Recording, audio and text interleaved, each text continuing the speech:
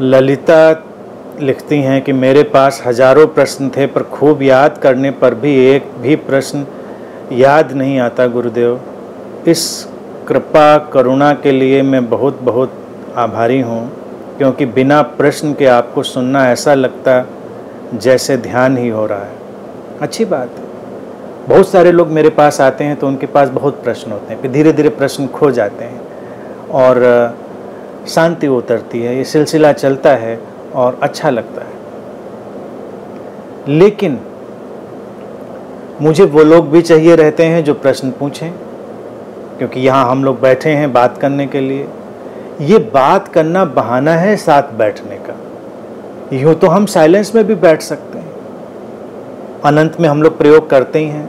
मुनियो Mystica meditation देखिए, हम लोग हर पूर्णिमा अमावस्या पे यहाँ करते ही रहे हैं। अनंत में 3 घंटे साइलेंस में लोग आते हैं, बैठते हैं, चले जाते हैं। बहुत रूपांतरण होता है, कोई बातचीत नहीं होती। तो बातचीत हमेशा ज़रूरी नहीं है, एक साइलेंट ट्रांसमिशन भी होता है। लेकिन जब हम ऐसे बैठते हैं तो बातों के कुछ हुक चाहिए रहते हैं, प्रश्नों के कुछ हुक चाहिए रहते हैं, जिनसे कुछ बातें लटकाई जा सकें। तो वो टैलेंटेड क्रिएटिव लोग मुझे चाहिए रहते हैं, जो कुछ न कुछ पूछते रहें तो कुछ न कुछ बात चलती रहे। और तुमने देखा होगा, तुम कुछ भी पूछो, कुछ न कुछ उसमें निकल आता है बात करने के लिए। ये बात करना इतना इम्पोर्टेंट नहीं है, ये है साथ बैठने का सिलसिला कायम रखना। वो जो प्रेजेंस है, वो अस्तित्व की जो अनुकंपा है, जो ग्रेस है, उसको शेयर करना। तो इसलिए ये सब चलता है। प्रश्न और उत्तर एक अर्थ में दोनों बेमानी है, उनका बहुत महत्व है भी नहीं। लेकिन लाइव में ऐसे बैठ जाना भी तो अच्छा नहीं लगेगा कि मैं आऊं और बैठ जाऊं बस।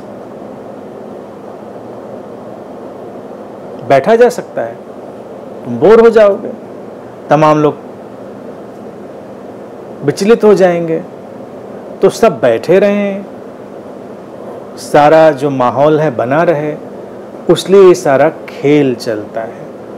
तो इसलिए मुझे दोनों लोग प्रिय हैं। वो लोग जो मौन में जाकर सुनते हैं और रूपांतरित होते हैं, और वो लोग भी जो मेहनत करके प्रश्न लिखते हैं, बोलने का मौका देते हैं।